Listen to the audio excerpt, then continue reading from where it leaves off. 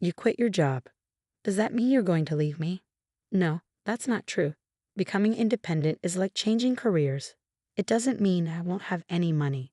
You think going independent will work? I doubt it. Maybe you should go independent from me too. Huh? Are you talking about divorce? I won't support someone who's not working. My name is Lisa. I'm 40 years old. I've been working while raising my child. I didn't work after my daughter was born, but I was lucky to get my old job back when she started elementary school. I mainly work from home now. My daughter is in 6th grade, and I think it's time for me to try something new at work. My husband is also 40. When we married, he was a salesman with good prospects. He was confident in his job, but he switched jobs 3 years ago, hoping for a better salary. Instead, his salary went down, his benefits are worse, and he has to work overtime every day. My family lives on a farm in the countryside. My daughter has been helping them in the field since she was little. She loves visiting and working with her grandparents. My parents love doing field work with my daughter, but my husband hates the countryside and never wants to visit my parents' house. I'm going back to my parents' house for a week. How about you? I have work to do, so I'll stay here. I'm finishing up a project. I knew my husband wouldn't come, but we're a family, so I still ask. Even though he's not coming, it's polite to ask. When my daughter and I are at my parents' house, my husband calls me every day. It's fine if he's calling to check on us or show he cares, but he usually calls about trivial things. What should I eat today? Why not eat the leftovers in the fridge? I'm not in the mood for that. Then cook something yourself. Why should I? I'm tired. Yeah, you've worked hard. Where are my clothes? They're in your usual drawer. What's with the folding and cut corners? Well, you're on your own then. My husband has been like this the whole time we've been at my parents' house. So I mostly ignore his calls and messages. He also doesn't like it when we go to my parents' house. When we get back, the house is always filled with garbage. Mom, when we go to Grandpa's house, it always gets so messy. Yes, it does. Why do you always clean up the mess, Mom? He's the one making it. Shouldn't he clean up after himself? Of course. My daughter is also frustrated with my husband's attitude. Even though we're enjoying Grandpa's house, I hate coming home to a dirty house. My daughter feels the same way. Hey, can we leave early from Grandpa's house? Grandpa and Grandma must be tired from working in the fields. I wish I could help out. Thank you.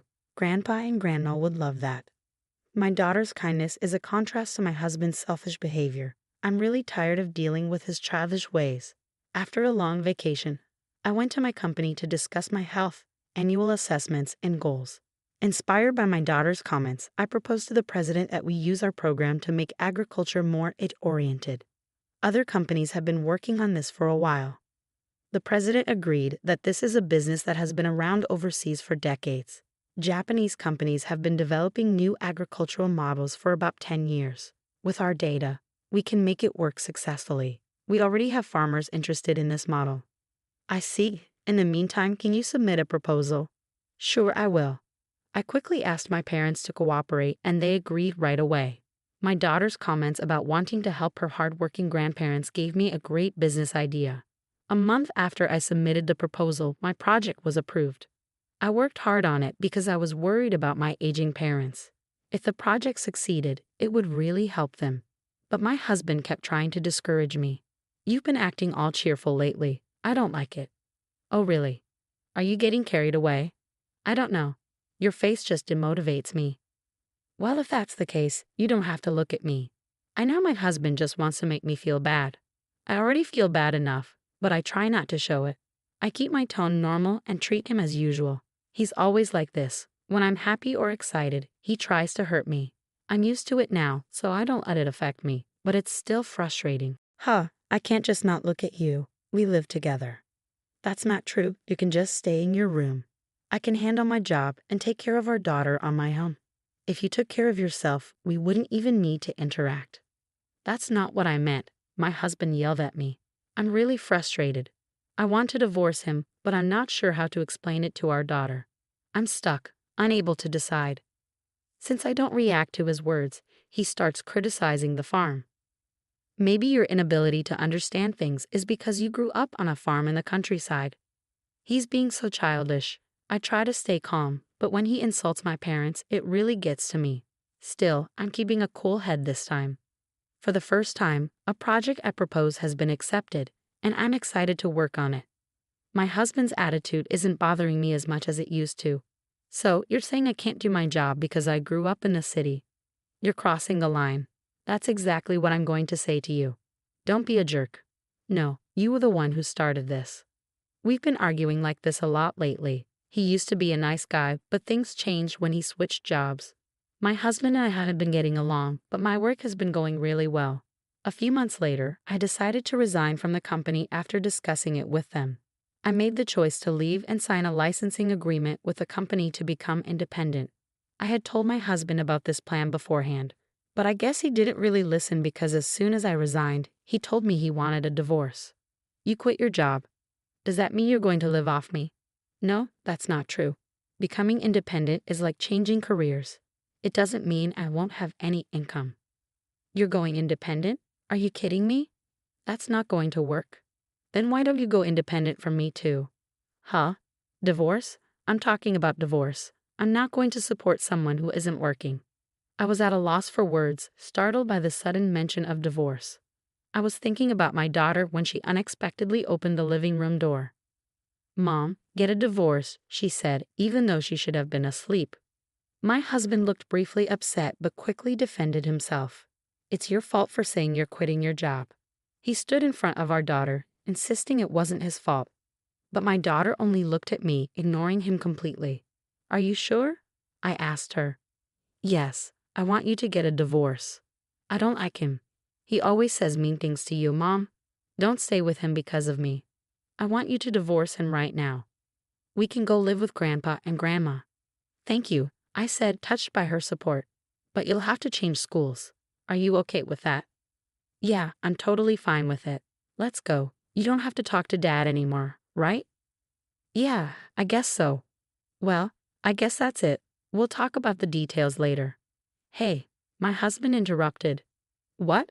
I replied, exhausted. It's not my fault, okay? Okay, we'll talk later. I hope you can live a life you won't regret in the future. Huh, I'm not gonna regret it. I'll be free once you guys are gone. I turned my back on my husband, who was still ranting, and left the house with my daughter.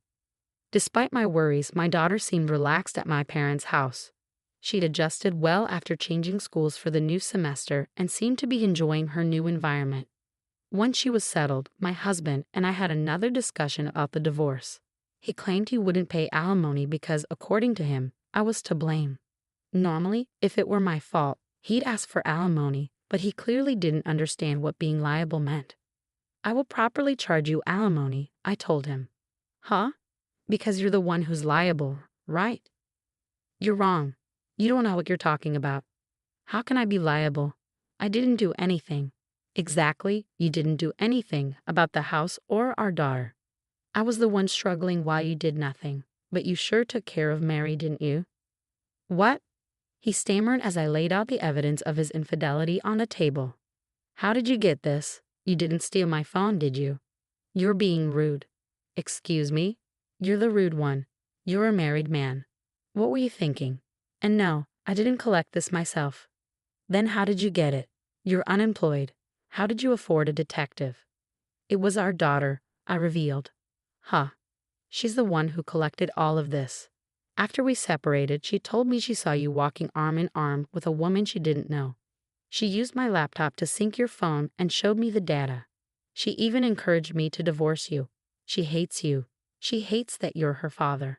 So I can divorce you without a second thought, I said, feeling a mix of anger and relief. I can't believe you let our daughters see those pictures. You're such a lousy father. I laid out all the evidence in front of him. There's no point in making excuses. Your new job was the result of another affair, and you're already paying alimony to that woman's husband. You even lied about your salary being reduced, and I've looked into all of it. At that point, my husband, who had been stubborn and defensive, finally nodded, realizing he was caught. I'm proud to have such a talented daughter, he said, trying to shift the conversation. I'd be happy if she takes over my company in the future, if that's what she wants. Sorry, he muttered. Sorry isn't enough. Let's not avoid the divorce. You don't want to be unemployed, do you? I'm not stopping the divorce. And if you don't pay alimony and child support in a lump sum, I'll go to your company and tell them everything. If you do that, I won't be able to keep my job, he pleaded. Maybe you should start looking for a new one then, I said, standing firm. You're going to regret this for the rest of your life, he threatened. But I knew I wouldn't.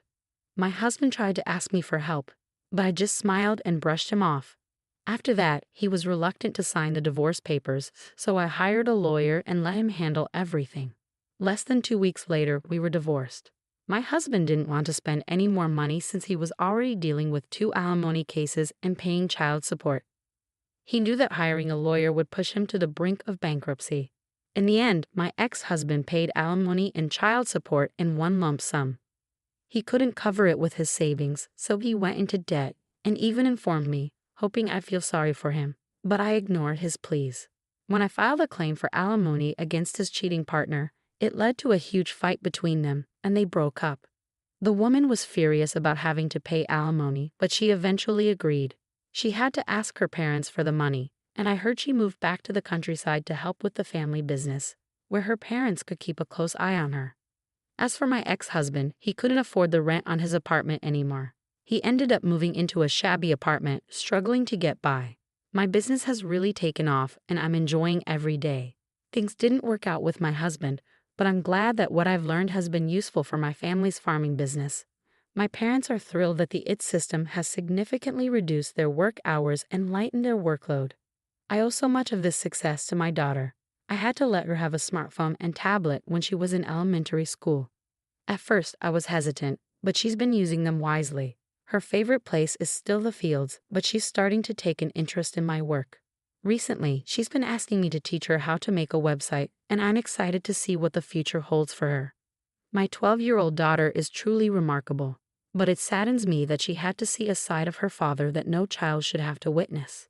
I hope the adults around her will support and guide her as she grows. Her grandmother is right. I look forward to seeing the amazing